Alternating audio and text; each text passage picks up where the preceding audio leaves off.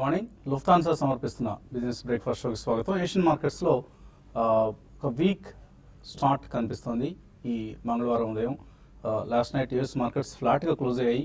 ఈ నేపథ్యంలో ఏషియన్ మార్కెట్స్లో కొంత నెగిటివ్ ట్రెండ్ మనకు కనిపిస్తోంది. కొరియా, సిరియా ఈ రెండు దేశాలకు సంబంధించిన జియో పొలిటికల్ కన్సర్న్స్ అంటాం కదా. సో ఆ కన్సర్న్స్, ఆ ఆందోళనలు ప్రస్తుతం మనం మార్కెట్స్లో గమనిస్తున్నాం. ఒక రిస్క్ ఆఫ్ మూడ్లో ట్రేడ్ అవుతున్నాయి across the continents equity markets. So ఎస్టెక్స్ Nifty కూడా ఒక ఫ్లాట్ టు నెగిటివ్ ఓపెనింగ్ని ఇండికేట్ చేస్తుంది. మేబీ స్వల్ప నష్టాలతో మన మార్కెట్స్ ఓపెన్ అయ్యే అవకాశం కనిపిస్తుంది. సో జియో పొలిటికల్ కన్సర్న్స్ ఎక్కువగా ఉన్నాయి కాబట్టి గోల్డ్ స్ట్రాంగ్గా ఉంది. గోల్డ్ ఆల్మోస్ట్ 5 వీక్ హైస్ దగ్గర ట్రేడ్ అవుతుంది. అలాగే క్రూడ్ కూడా అంతకంతకి బలపడుతుంది, క్రూడ్ ప్రైసెస్ కూడా. సో లిబియా తన లార్జెస్ట్ ఆయిల్ ఫీల్డ్ని మూసివేసిందన్న వార్తలు కొంత కారణం. అలాగే జియో పొలిటికల్ కన్సర్న్స్ ఉన్నప్పుడు, అంటే దేశాల మధ్య ఉద్రిక్తతలు నెలకొని ఉన్న సమయంలో క్రూడ్ ప్రైసెస్ పెరుగుతూ ఉంటాయి. అలాగే గోల్డ్ కూడా స్ట్రాంగ్గా ఉంటుంది. అదే ఇప్పుడు కూడా మనకు జరుగుతుంది. మన మార్కెట్స్ విషయానికి వస్తే అఫ్కోర్స్ ఇటువంటి చిన్నపాటి ఒడిదుడుకులను మినహాయిస్తే పసిడి వన్నెలు ఈనుతున్నాయి. లాభాలు పసిడి పొంగుల పండుతున్న సమయం ఇది. ప్రత్యేకించి మిడ్ క్యాప్స్, చక్కటి నాణ్యతతో కూడిన కంపెనీల షేర్లో ఇన్వెస్టర్లు ఇబ్బడి ముబ్బడిగా లాభాలు ఆర్జిస్తున్నారు. చాలా చాలా స్ట్రాంగ్ గెయిన్స్ మనం అక్రాస్ ది సెక్టర్స్ గమనించాం. సో లాస్ట్ 1 ఇయర్లో చూస్తే మనకు నిఫ్టీ 32% రిటర్న్ ఇచ్చింది, సెన్సెక్స్ 30% రిటర్న్ ఇచ్చింది. బట్ మిడ్ అండ్ స్మాల్ క్యాప్స్లో మనం స్ట్రాంగ్ గెయిన్స్ చూసాం. Small cap index for instance last 1 ఇయర్లో 55% రిటర్న్ ఇచ్చింది. అలాగే BSc mid cap index 50% return ఇచ్చింది. అండ్ సెక్టర్స్ ఏవి అని చూస్తే ఇందులో బాగా లాభపడిన సెక్టర్స్ మెటల్స్ 78% రిటర్న్. అలాగే oil and gas next biggest gainer sector wise చూస్తే మనకు 71% రిటర్న్స్ వచ్చాయి. రియాలిటీ ఇండెక్స్లో 63% లాభాలు వచ్చాయి. సో రియాలిటీ ఇండెక్స్ అందరం గమనించాలి, అందరం పక్కన పెట్టేసిన సెక్టర్ ఇది. బట్ తెలివైన ఇన్వెస్టర్స్ వాళ్ళు ఆ సెక్టర్ నుంచి విన్నర్స్ని పిక్ చేసి ఇన్వెస్ట్ చేస్తున్న సమయం ఇది. So 63% return from reality index in the last 1 year. So Godrej properties or Sobha developers or Kolte Patil ఇటువంటి క్వాలిటీ కంపెనీస్ని, క్వాలిటీ స్టాక్స్ని ఇన్వెస్టర్స్ కొనుగోలు చేస్తూ వస్తున్నారు, ఇన్స్టిట్యూషనల్ ఇన్వెస్టర్స్. సో మనలాంటి రిటైల్ ఇన్వెస్టర్స్ మాత్రం దానికి భయపడి దూరంగా ఉన్నాం. బట్ అవే సెక్టర్ నుంచి విన్నర్స్ని మనం చూస్తున్నాం. అలాగే పిఎస్యూ సెక్టర్ నుంచి కూడా ఒక 58% రిటర్న్ ఇచ్చింది PSU index as such. And bank X 56%. So ఇవి టాప్ 5 గెయినర్స్ లాస్ట్ 1 ఇయర్లో మనం చూస్తే. అఫ్కోర్స్ కొన్ని మైక్రో క్యాప్ కంపెనీస్లో మనం చాలా చాలా స్ట్రాంగ్ ప్రైస్ మూమెంట్ చూసాం.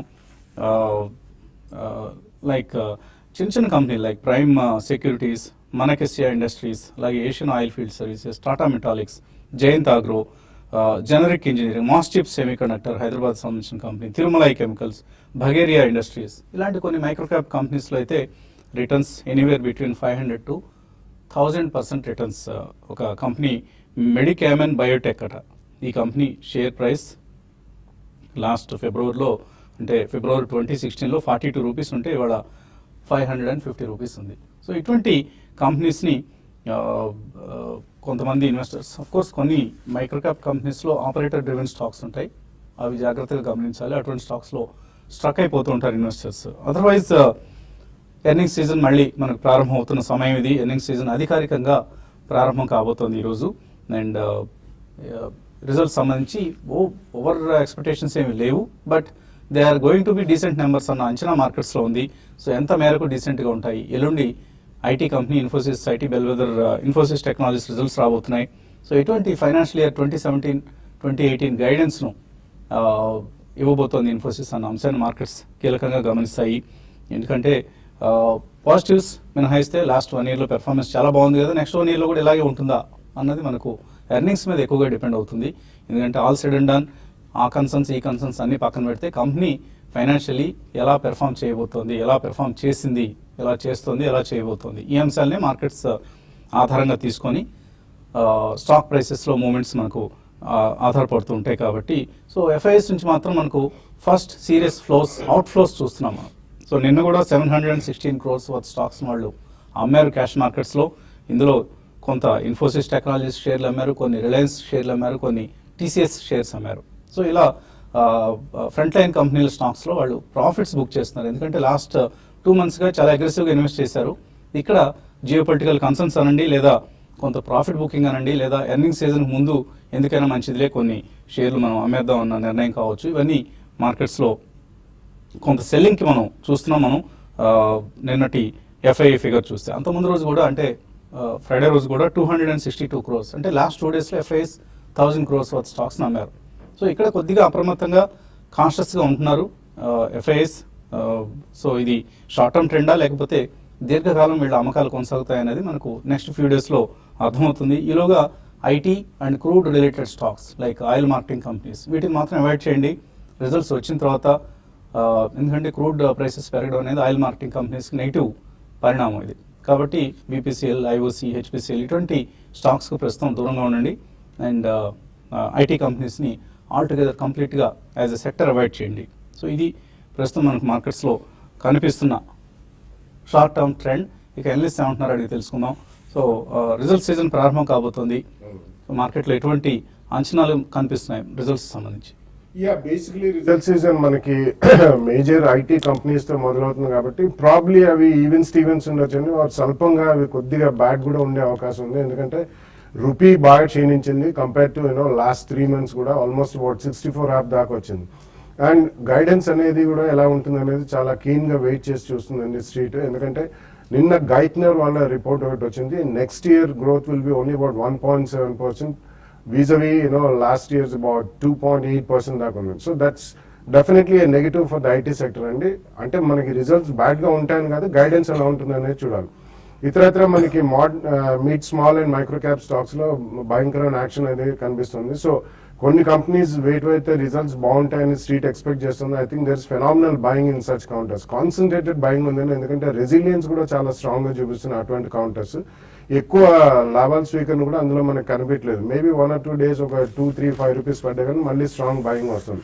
సో జియో పొలిటికల్ కన్సర్న్స్ పక్కన పెడితే G7 కంట్రీస్ కూడా they are very keen on stopping Russia. ఎందుకంటే is it going to escalate? Usually మన ఇది ప్రాక్సీ వార్ అనేది గతంలో చూసామండి between America and Russia on third soil called Syria. So I don't think ఇది ఇక్కడ నుంచి పెద్దగా ఎస్కలేట్ అయ్యే కారణం అయితే కనిపించలేదు. Similarly even North Korea I think is కొద్దిగా సైడ్ లైన్ చేసినట్టు ఉంది. కాబట్టి మనకి ఓన్లీ క్రూడ్ ప్రైజెస్ పెరిగాయి. అఫ్ కోర్స్ మీరు అన్నట్టు ఆయిల్ మార్కెటింగ్ కంపెనీస్ మీద ఇది ఇంపాక్ట్ ఉంటుంది. బట్ ఒక పాజిటివ్ ఏంటంటే ఆయిల్ మార్కెటింగ్ కంపెనీస్ కి సూనర్ దెన్ లేటర్ వాళ్ళు ఎవ్రీడే ప్రైస్ మెకానిజం అనేది చేంజ్ చేయొచ్చు అనేది గవర్నమెంట్ ఆఫ్ ఇండియా వాళ్ళు కాంటెంప్లేట్ చేస్తున్నారని చెప్పి మనకు తెలిసింది. కాబట్టి even that's going to B possibly plus point అండి. ఎందుకంటే ఎక్కువగా క్రూడ్ పెరిగే అవకాశం లేదు. డెఫినెట్లీ మనకి హై నుంచి పడ్డది, మళ్ళీ it's going back to probably 55-56 zone. ఈ కారణం వలన I think wait and watch for the next few days అండి. ఎందుకంటే ఒకసారి రిజల్ట్స్ సీజన్ ఫ్లో స్టార్ట్ అయిన తర్వాత ఈ కన్సాలిడేషన్ అండ్ స్మాల్ రియాక్షన్ ఎక్కడ దాకా వెళ్తుంది అనేది చూసి ప్రాబ్లీ అక్కడ one can take a position అండి. బట్ డెఫినెట్లీ ఈ ఆపర్చునిటీ మాత్రం యూజ్ చేయాలి. At least 1/3 of the money one should use in the రాబోయే 3-4 weeks లో రిజల్ట్స్ ఎలాగైతే వెలువడతాయి అక్కడ మనం ఫస్ట్ ప్రైస్ పాయింట్ లో కొంటే ఓవరాల్ మార్కెట్ మనకి ఈ రిజల్ట్ సీజన్ అయిన తర్వాత రియాక్ట్ అయితే, or GST disruption, which is going to be positive. GST implementation is only going to be a big headache for probably 3 to 6 months అని చెప్పుకోవచ్చు. అక్కడ సెకండ్ ప్రైస్ పాయింట్ లో తప్పకుండా కొనొచ్చు. But do participate in the market. ఈ రాబోయే reaction or రాబోయే consolidation is one of the finest opportunities to invest అండి. At least 1/4 of the quantity or 1/3 రాబోయే 2 to 3 weeks లో ఇన్వెస్ట్ చేసుకుంటే 2-3 years వ్యూ ఉన్న వాళ్ళకి మాత్రం డెఫినెట్లీ గణనీయమైన లాభాలు వచ్చే అవకాశం మార్కెట్ లో చాలా ఎక్కువ కనిపిస్తుంది. సో ఇటువంటి టెక్నికల్ టిప్స్, ట్రేడింగ్ టిప్స్ ఇస్తారు ఇవాళ? ఈ రోజు మార్కెట్స్ కొంత సెల్ అండ్ ర్యాలీస్ అని చెప్పొచ్చు అండి. ఎందుకంటే మార్కెట్స్ లాస్ట్ 2 days లో మనం చూసాము. ఇన్ని రోజులు అంటే ఒక 2-3 నెలలుగా వన్ సైడెడ్ అప్ ట్రెండ్ ఉన్న మార్కెట్లో కొంత బ్రేక్ అనేది, అప్ ట్రెండ్కి బ్రేక్ అనేది చూసాము. దీనికి ప్రధాన కారణం అని చెప్పాలంటే ఇంతకుముందు మీరు అన్నట్టుగా జియో పొలిటికల్గా మెయిన్ అని చెప్పొచ్చు. తర్వాత ఈవెన్ యుఎస్ మార్కెట్స్ కూడా చూసుకుంటే హయ్యర్ లెవెల్స్లో నిన్న కూడా చూసుకుంటే ఒక టైంలో 80 points ప్లస్ ఉన్న యూఎస్ మార్కెట్స్ మళ్ళీ ఫ్లాట్గా క్లోజ్ అయినాయి. సో అక్కడ ఏంటంటే వెరీ హయ్యర్ లెవెల్స్లో కూడా సెల్లింగ్ వస్తుంది. కాబట్టి దాని కారణంగా ఈవెన్ గ్లోబల్ మార్కెట్స్లో కూడా ప్రాఫిట్ బుకింగ్ ఉంది. ఈ రోజు మార్కెట్స్ ఎక్కువగా మనకి మైనస్లో ఓపెన్ కావడానికి ఎక్కువ అవకాశాలు చూస్తున్నాం. అయితే మార్కెట్స్లో నుంచి ఎంతవరకు రికవర్ అవుతాయి అనేది కూడా, ఎందుకంటే 9180 అనేది సపోర్ట్, అది బ్రేక్ అయ్యి అంటే 9160-62 ఆ లెవెల్ పైన సస్టైన్ కాగలిగితే నెక్స్ట్ ఫ్యూ డేస్లో మార్కెట్ కొంచెం ఈ ఫాల్ అనేది ఆగొచ్చు. లేదంటే మాత్రం 9120 అనేది ఇంకా మీనింగ్ఫుల్ సపోర్ట్ ఉంది నిఫ్టీకి. అది అక్కడికి వచ్చి మార్కెట్ రాను రోజుల్లో ఈ కరెక్షన్ ఆగొచ్చు. అయితే ఓవరాల్గా మార్కెట్స్లో మిడ్ క్యాప్ యాక్షన్ అనేది ఉంది. అయితే నేను కూడా కొంచెం మిడ్ క్యాప్లో కూడా సెల్లింగ్ ఉంది. నెక్స్ట్ వచ్చే కొద్ది రోజుల్లో market consolidation to downside బైస్తూ ఉండే అవకాశాలు ఉంది. కాబట్టి ట్రేడర్స్ ఎవరీ ర్యాలీలో ప్రాఫిట్ లాంగ్ పొజిషన్స్ ఉన్న వాళ్ళు ప్రాఫిట్ బుక్ చేసుకోమంటాను. ఇంకా చెప్పాలంటే కొన్ని వీక్గా ఉన్న కౌంటర్స్లో లైక్ రిలయన్స్ నేను రోజు చాలా వీక్నెస్ అనేది కనపడింది. కాబట్టి 1420 దగ్గర స్టాప్ లాస్ పెట్టుకుని ర్యాలీస్లో రిలయన్స్ని సెల్ చేయమంటాను. అదేవిధంగా ఆయిల్ మార్కెటింగ్ కంపెనీస్లు కూడా ఈరోజు కోసం సెల్ చేయమంటాను. తర్వాత ఇంకొక mid cap stock Reliance infra ఒకటి, దీన్ని హయ్యర్ లెవెల్స్లో సెల్ చేయమంటాను. తర్వాత సెంచరీ టెక్స్టైల్స్ 1066 ఉంది, 1076 దగ్గర స్టాప్ లాస్ పెట్టుకొని 1050 అండ్ 1046 లెవెల్స్ని టెస్ట్ చేయొచ్చు. ఎల్ఎన్టీని మాత్రం ఎవరీ డిప్లో బయింగ్ వెళ్ళాలి అంటే మాత్రం ఎల్ఎన్టీని ఎవరీ డిప్లో బై చేయమంటాను. నిన్నటి రోజు చూసుకుంటే ఐటీ కంపెనీస్ కొంత వీక్నెస్ అనేది కనపడింది. ఇంకా చెప్పాలంటే బాగా వీక్నెస్ చూసాం ఐటీ కంపెనీస్. ఈ రోజు కొంచెం కాంట్రరీగా ఐటీ కంపెనీస్ పెరగడానికి అవకాశం ఉంది. తర్వాత హీరో మోటార్ కార్పొరేషన్ కూడా షార్ట్ టర్మ్ వ్యూతో ఎవరీ డిప్లో కూడా బై చేయమంటాను. బ్యాంక్ నిఫ్టీ విషయానికి వస్తే నిన్న కొన్ని 2-3 బ్యాంకులు తర్వాత పిఎస్యు మిడ్ క్యాప్ బ్యాంక్స్లో మంచి బయింగ్ అనేది కనపడింది. ఎవరీ డిప్లో కూడా పిఎస్యు బ్యాంక్స్ని షార్ట్ టర్మ్కి లాంగ్ టర్మ్ కూడా బై చేసుకోమంటాను. ప్రస్తుతానికి బ్యాంక్ నిఫ్టీకి మాత్రం 21,800 దగ్గర బాగా రెసిస్టెన్స్ అనేది ఫేస్ చేయొచ్చు. బ్యాంక్ నిఫ్టీలో కూడా ఇంటర్డే కోసం ర్యాలీస్లో సెల్ చేయమంటాను. 21,400 అనేది అక్కడికి వస్తే ఆ ఏరియాకి వస్తే షార్ట్ని క్లోజ్ చేసుకోమంటాను.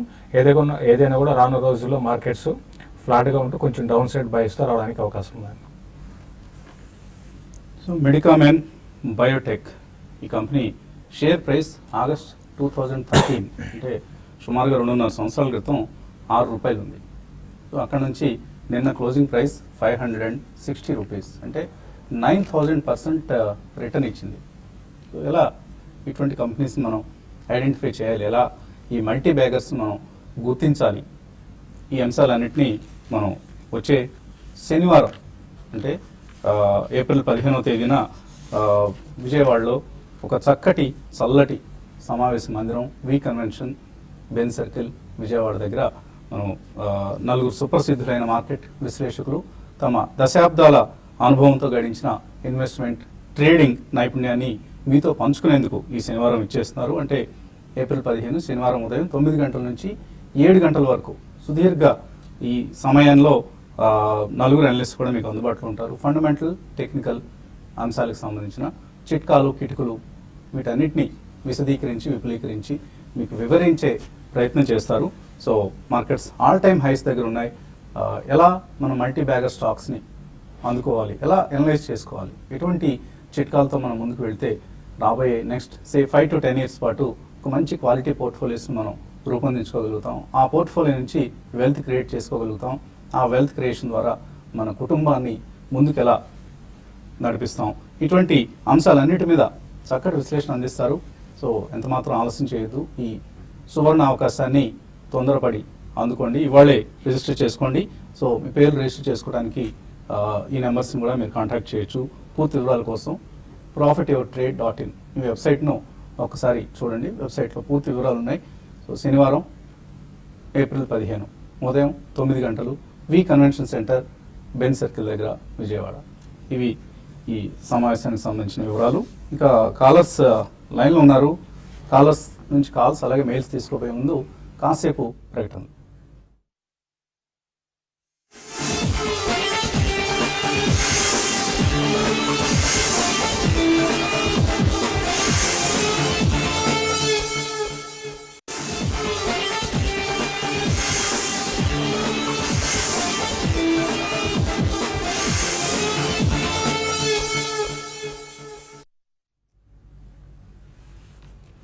లుఫ్తాన్సా సమర్పిస్తున్న బిజినెస్ బ్రేక్ఫాస్ట్ షోకి తిరిగి స్వాగతం. స్టాక్ మార్కెట్స్లో ఇందాక మనం కొన్ని మైక్రో క్యాప్ కంపెనీస్ ఎటువంటి రిటర్న్స్ ఇచ్చాయో అనుకున్నాం. సో మైక్రో క్యాప్ కంపెనీసే కాదు, across the sectors, across the markets చాలా చాలా పాజిటివ్ రిటర్న్స్ మనం లాస్ట్ 1 yearలో చూసాం. ఎప్పటి నుంచో ఉన్న లిస్ట్ అయి ఉన్న కంపెనీలే కాదు, కొత్తగా లిస్ట్ అయిన companies like Shankara building products చూసాం. ఎంత ఎక్స్ట్రాడినరీ రిటర్న్స్ ఇచ్చిందో ఐపీఓ తర్వాత. అలాగే అవెన్యూ సూపర్ మార్ట్స్, డీమార్ట్ పేరిట డీమార్ట్ బ్రాండ్తో రిటైల్ స్టోర్స్ని నిర్వహిస్తున్న Avenue Super Marts Radhakrishnan Damani promote చేసిన కంపెనీ చాలా లో ప్రొఫైల్ మెయింటైన్ చేసే ప్రమోటర్ అయినా. సో ఆయన ఫ్లోట్ చేసిన ఐపీఓ ఎటువంటి రిటర్న్స్ ఇచ్చిందో చూసాం లాస్ట్ ఫ్యూ డేస్లోనే. సో మార్కెట్ క్యాప్ వైజ్ చూస్తే $7.5 billion. It is the most expensive retailer in the world now, Avenue Super Marts. So దాన్ని బట్టి మనం అర్థం చేసుకోవచ్చు. ఎందుకంటే వాల్మార్ట్ ఫర్ ఇన్స్టెన్స్ చూస్తే మార్కెట్ క్యాపిటలైజేషన్ $221 billion. దాంతో కంపేర్ చేస్తే మన ఎవెన్యూ సూపర్ మార్ట్స్ ఎక్కడో చిన్న మాత్రమే, కాకపోతే $7.5 billion మార్కెట్ క్యాప్తో. కానీ పిఈ రేషియో 65 పిఈ దగ్గర ట్రేడ్ అవుతుంది. Walmart is trading at just 16.88 PE, అంటే 4 times ఎక్స్పెన్సివ్గా వాల్మార్ట్తో కంపేర్ చేస్తే మనకు కనిపిస్తుంది. Though it's a relatively small market cap company. అలాగే Costco, another retail giant in USA, Costco is trading at 30 PE. And Target, another branded retail stores in USA, Target is trading at 13 multiples. అలాగే Kroger 13.6 and Woolworths 22.5. So most expensive stock in the world ఏంటి retailing రంగంలో అంటే ఇప్పుడు avenue Super marts, the DMart branded retail chain. So ఇటువంటి valuations దగ్గర Indian stocks trade అవుతున్న సమయం ఇది. Nothing can stop India. So ఏదైనా చిన్న గొడవలు జరిగినప్పుడు లేదా రిజల్ట్స్ కొద్దిగా బ్యాడ్గా ఉన్నప్పుడు ఏమి ప్యానిక్ అవ్వద్దు, వరీ కావద్దు. మంచి క్వాలిటీ స్టాక్స్ని పిక్ చేసి పోర్ట్ఫోలియోస్లో ఇంక్లూడ్ చేసుకుంటూ ఉండండి. That is the only way we can create wealth for our families. Callers లైన్లో ఉన్నారు. లక్ష్మీకాంతం, హలో. నమస్కారం అండి. నమస్తే అండి. హలో, అది ఎన్సిఎల్ స్టాక్ గురించి అడుగుదామనండి. ఎన్సిఎల్ అడగండి. కొన్నారా మీరు ఎన్సిఎల్? తీసుకున్నానండి, 100 రూపీస్ తీసుకున్నాను.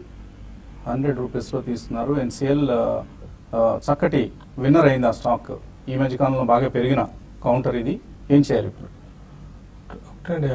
ఎన్సిఎల్ విషయానికి వస్తే చాలా స్ట్రాంగ్ గా, మరి ముఖ్యంగా లాస్ట్ ఒక 1.5 month లోనే 160 లెవెల్స్ నుంచి 220 దాకా వచ్చిందండి.